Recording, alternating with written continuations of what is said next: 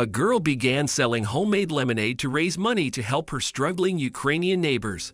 One day, cops and motorbikes surrounded her, and what happened next brought her to tears. Before we continue, please take some time to subscribe to Beyond the Ordinary, like, and share this video with your friends. It might brighten their day and inspire them to do good. When are we going home, Mama? A teary-eyed Sophia, 8, asked her mother, Olga. Our beautiful house, will it be there when we return?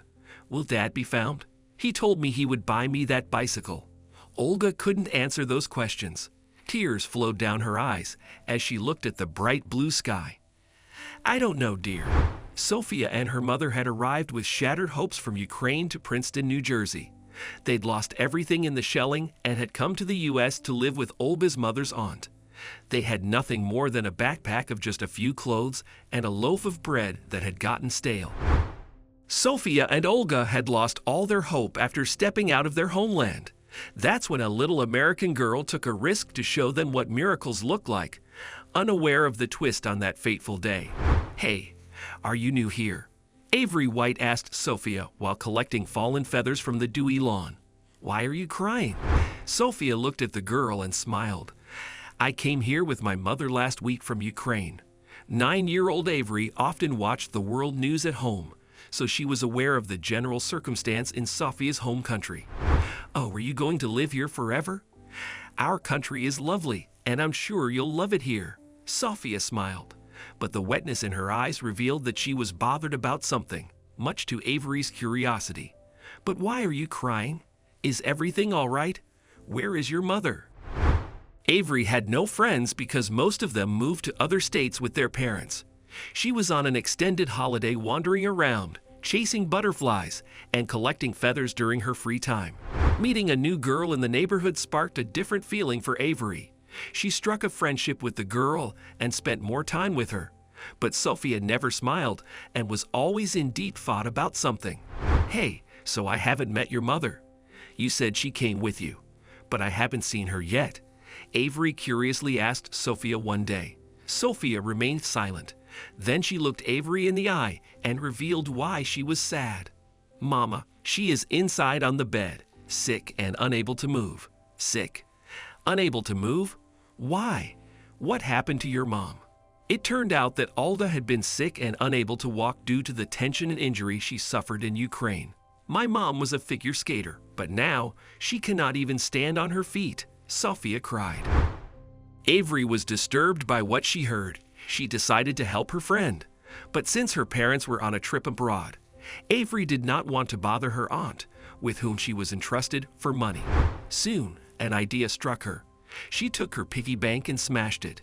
Her eyes beamed at the glistening pennies rattling on the floor. But honey, you said you were saving this money for a vacation. Avery's aunt Matilda said, it's your hard-earned pocket money. Yes, but I don't think my vacation is as important as Sophia's mother. They already went through so much, and I want to help them. Matilda was pleased by her niece's efforts to help their poor neighbors, so she helped the girl make homemade lemonade and sell it in the stand she put up in a local park near their home. A few days later, Avery was busy selling lemonade to the people in the park when an officer approached her. Hey there, what is your name? And are you permitted to sell lemonade here? Officer Dan Ivan asked. Hi, officer. I'm Avery. Permit? I did not. Look, Avery, you need a proper license to put up a stall at a public place. Do you have one? The girl was frightened. She had invested all her pocket money in putting up the stall. She was scared that her hard work would be wasted. Do you have a license, Avery? Please show it to me. Let me check it. A look of despair shrouded the girl's eyes. Then she told the officer she did not have a license and why she was selling lemonade. They came here to live with us, in our country, and I think every citizen must help someone who trusts us. Officer Dan was quite stunned by the girl's determination to help her neighbor. He bought a glass of lemonade and paid Avery $2 for the drink. He smiled at her and sped past the beverage stand on his patrol bike. Avery sighed in relief and continued to sell lemonade to her customers. But an hour later, she heard a group of bikes approaching her. She was frightened seeing Officer Dan coming toward her again. But this time, he had brought a gang of 11 other officers on bikes.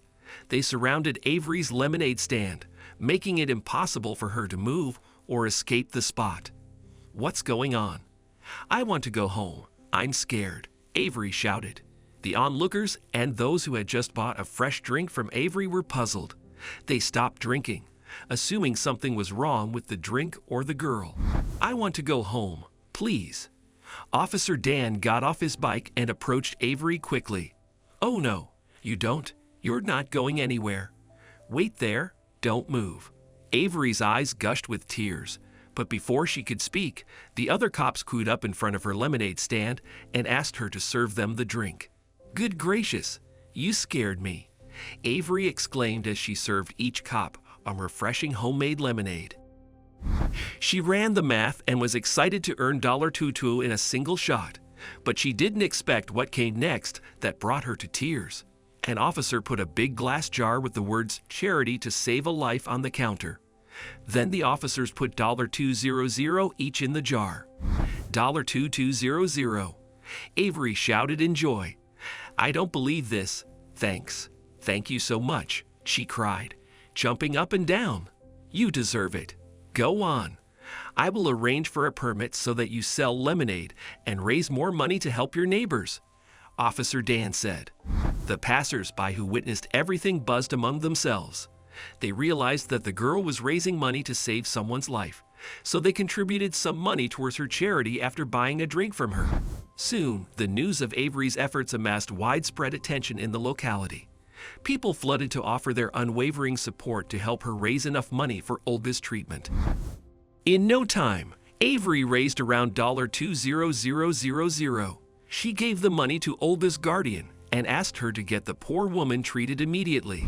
Several days later, the doctors had a piece of good news regarding Olga's overall health. She's fine now and should be able to walk in 2 weeks, but she shouldn't strain so much until complete recovery. Sophia was overwhelmed. She hugged Avery and burst into tears. "I will never forget your help. Only Almighty knows if we will return to our country. But even if that happens, I'll never forget you and your help." From that day, Avery and Sophia became thick friends. Olga completely recovered, and although she could not continue her figure skating, she did enjoy skating with the two girls. Avery's favor and selfless heart made Olga and Sophia believe in miracles and compassion.